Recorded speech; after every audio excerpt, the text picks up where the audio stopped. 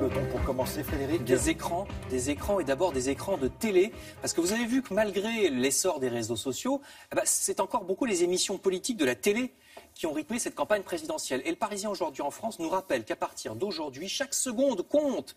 Pour ces 2 dernières semaines, les candidats auront exactement le même temps de parole à la radio et à la télévision. L'article nous fait entrer, vous voyez, dans les coulisses du CSA. Les employés revisionnent les émissions et comptent le temps de parole. Alors, le temps de parole, c'est quand le candidat ou ses amis parlent. Et le temps d'antenne, c'est quand les journalistes parlent de lui.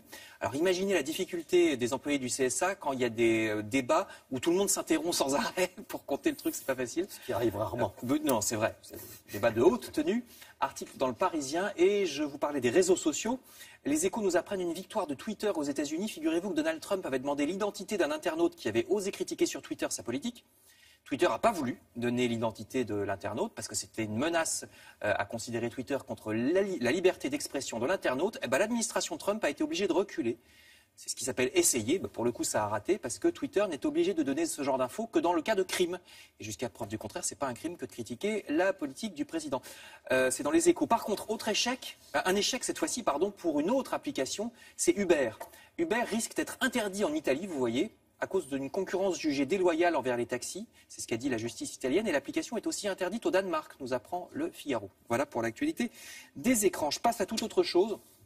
Une page mode dans le Parisien aujourd'hui en France. C'est un article très intéressant à propos des couleurs. D'après le Parisien, une petite fille a écrit à la marque Gap pour se plaindre que les t-shirts pour filles sont tous roses avec des princesses et c'est trop nul. Parce qu'elle en a marre, la petite fille. Elle s'appelle Alice. Alors, elle a que 5 ans, donc elle a sûrement été aidée par ses parents dans la rédaction de sa lettre. Mais ça pose quand même une question, c'est la sexualisation des vêtements pour enfants de plus en plus tôt, avec du rose et des froufrous pour les filles. Et vous avez vu sur la photo des t-shirts bleus avec des grosses voitures systématiquement pour les garçons. Dès l'âge de 4 ans, les enfants sont bombardés de publicités avec des stéréotypes, écrit le journal, qui rappelle qu'autrefois c'était pourtant l'inverse. On habillait les filles en bleu parce que c'est la couleur de la Sainte Vierge, et les garçons en rouge. Et oui. Jusqu'aux années 40 à peu près, c'est-à-dire dans le Parisien. Et puis autre question de couleur, cette fois dans l'Humanité, regardez Zone Blanche ce soir à la télé, conseille le journal.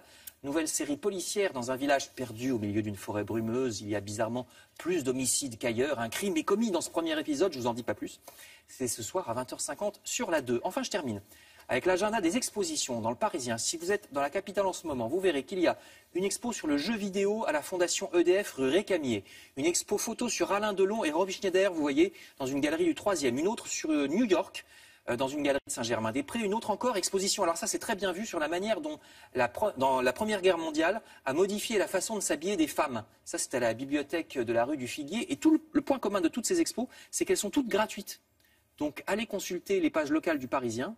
C'est intéressant et vous aurez les adresses exactes de toutes ces expositions. Merci beaucoup, Frédéric. On va retrouver